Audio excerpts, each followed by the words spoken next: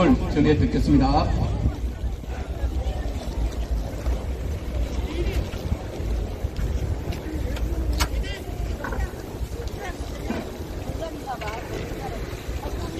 안녕하십니까. 여러분들에게 하나님의 은혜와 하나님의 은총이 함께 하시기를 주님의 이름으로 축복합니다. 오늘 저는 여러분들께 구약의 제사와 예배의 관계를 말씀드리며 함께 은혜를 나누고자 합니다. 레위기는 제사에 대한 얘기입니다. 레위기 1장 4절에 보면은 그는 번제들의 머리에 안수할지니 그를 위하여 기쁘게 받으심이 되어 그를 위하여 속죄가 될 것이라 는 말씀이 있습니다. 구약의 제사는 뭐냐? 하나님께서 아담 하와의 범죄로 멸망과 저주를 받을 사람들에게 이제 앞으로 너희를 구원할 구세주가 어린 양의 모습으로 오실 것인데 너희가 그 구세주를 바라보고 믿는 마음으로 이 양을 제물로 드려서 죄상을 받고 하나님께 경배를 드려서 하나님 백성의 삶을 살라고 하는 것이 구약의 제사의 의미입니다. 신약에서의 예배는 우리를 위하여 구약의 양과 같이 우리의 죄를 담당하신 구세주가 오셨습니까? 구세주를 믿음으로 죄산받고 구원받고 그 구원의 은혜가 얼마나 놀라운 은혜인지 깨닫고 감사한 마음으로 찬양과 기도를 드리며 그리스도를 위하여 사역으로 작정하고 그리스도를 섬기는 마음으로 세상 사람들을 사랑하고 하나님께 경배하며 영광을 돌려드는 것이 신약의 예배의 의미입니다. 그러므로 구원받았다 온 사람은 가장 구원의 확실한 증거가 뭐냐면 하나님께 예배를 드리는 것입니다. 예배를 드리지 않으면 구원받은 사람이 아닙니다. 인간이 하나님 앞에서 가장 근본적인 본분은 예배를 드리는 것이며 하나님께 영광을 돌리는 것입니다. 하나님의 자녀는 예배를 드립니다. 인간에게 가장 중요한 삶의 목표는 하나님께 예배를 드리는 것입니다. 참으로 구원받은 사람은 예배를 위해서 목숨까지도 바칠 수 있습니다.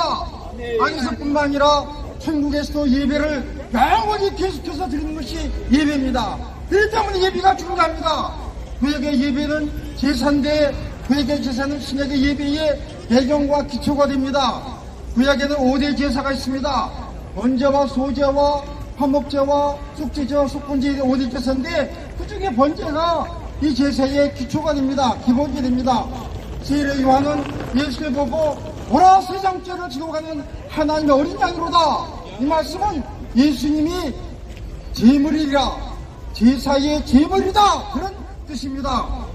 번제의 제물은 소나 양과 염소와 비둘기를 드리고 다녔는데 대표적인 제물이 양입니다. 제물은 흠이 없어야 되는데 예수님은 죄가 전혀 없는 흠 없는 제물이었습니다.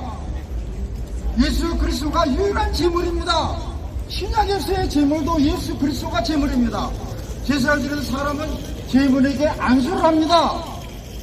손을 가지고 제물의 머리에 안수하는데 안수할 때의 안수에는 두 가지 뜻이 있습니다. 내 죄가 이 제물에게 다 넘겨진다. 죄가 정화된다. 두 번째는 제물과 하나가 된다 하는 두 가지 뜻이 있는 것입니다. 예수 그리스도는 유일한 제물입니다. 제사를 드리는 사람은 안수를 함으로 말미암아 자기의 죄가 제물에게 다 넘겨갑니다. 신약에서는 예수님이 양의 모습이 아니기 때문에 예수님께 안수하는 것이 아니라 예수님이 나를 위해서 죽으신 어린 양이라고 믿으면서 믿음으로 기도하는 것입니다. 그게 안수와 같은 의미가 있습니다. 제사 드리는 사람은 제물을 자신이 잡습니다.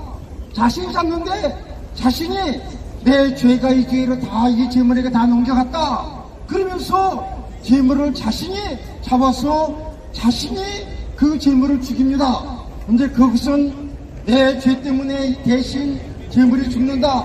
바로 내 죄가 이 제물을 죽게 했다. 예수님을 죽게 했다. 내가 예수님을 죽게 한 장본이다 라는 것을 깨닫는 은혜가 있는 것입니다. 내 죄가 예수님을 죽게 했구나. 예수님이 나를 위하여 죽으신 것을 믿으면 나의 옛사람이 죽고 새 사람이 살아납니다. 이것이 믿음의 비밀입니다. 아멘. 로마서 6장 8절에는 만일 우리가 그리스도와 함께 죽었으면 또한 그와 함께 살 줄을 믿노라 그랬습니다. 내가 그리스도와 함께 십자가에 못 박혀 죽어나니 그런 얘기 이제는 내가 사는 것이 아니요 오직 내 안에 그리스도께서 사신 것이라. 이제 내가 육체 가운데 사는 것은 나를 사랑하사 나를 위하여 자기 몸을 버리신 하나님 아들을 믿는 믿음 안에 사는 것이다. 이 믿음은 예수님이 나의 죄를 대속하여 주신 구세주라고 믿는 믿음입니다. 제사장들이 제물의 피를 전부 제단 사방에 뿌린다고 그랬습니다. 예수님이 제물이 되시는데 예수님의 피를 제단에 전부 흘려서 뿌렸습니다.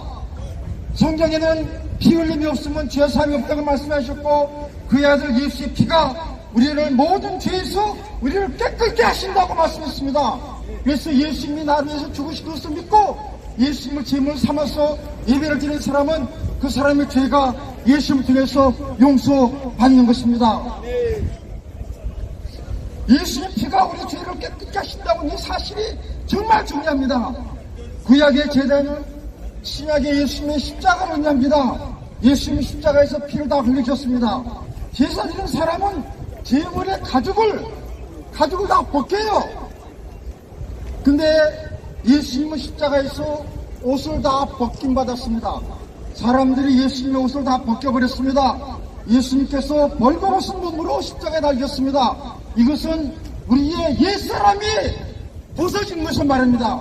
옛사람을 벗어버리라 했는데 예수님이 옷을 다 벗김받은 걸 말미암아 우리 옛사람이 벗음받았고, 그리고 옛사람이 벗어버리고 그런 사람은 새 사람을 입을 수 있는 것입니다. 옛사람을 벗어버린다고 성경에는 네 옛사람을 벗어버리라 그런 말씀하셨는데, 예수님이 친히 먼저 옛사람을 벗어버리는 십자가의 벌거벗은 모습을 우리에게 보여줬습니다. 옛사람은 아담으로부터 나온 죄악의 사람입니다. 이 사람을 벗어버려야 구원받은 중생한 새 사람을 입을 수 있는 것입니다. 새로운 피조물이 되는 것입니다.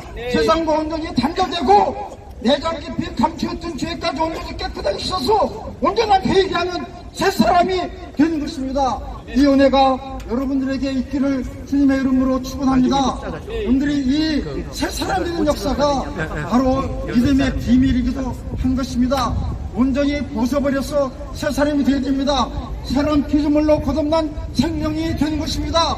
제물에 각을 뜬다고 말했는데, 각을 뜬다는 것은 제물을 제단에서 잘 태우기 위해서 10개 정도로 쪼개서 제물 위에 올려놓은 걸 말하는데, 예수님은 십자가에서 온전히 죽어지신 제물이 된 것을 말합니다. 제사를 지는 사람은 제물의 내장과 정관이를 다 물로 씻는다고 했습니다. 제장의 내장과 정관이 나머지 제단에 올린다고 했습니다. 물로 씻는 것은 예수의 십자가에서 두 손과 두 발에 못을 박힌 것을 의미합니다. 정관이는 짐승의 발을 말았는데 네 발을 다 잘라버렸습니다. 예수님은 십자가상에서 네 발에 큰 못을 박혀서 잘림받은 발을 못 쓰게 하는 그런 모습으로 우리가 손으로 지은 죄, 발로 지은 죄를 용서하시기 위해서 예수님이 십자가의 두 손 두 발에 못을 박히신 것입니다. 구약에서의 제단의 불이 활로 타오르는데 그것은 성령의 불을 말합니다.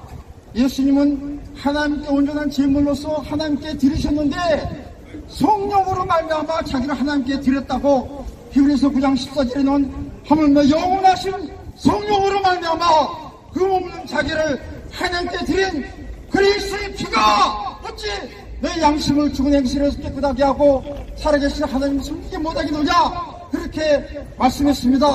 이 놀라운 십자가의 예수님의 고난, 십자가를 위해서 대속해 주신 주님의 고난이 예수를 믿는 자에게 전가됨으로 말미암아 우리가 구원받는 것입니다.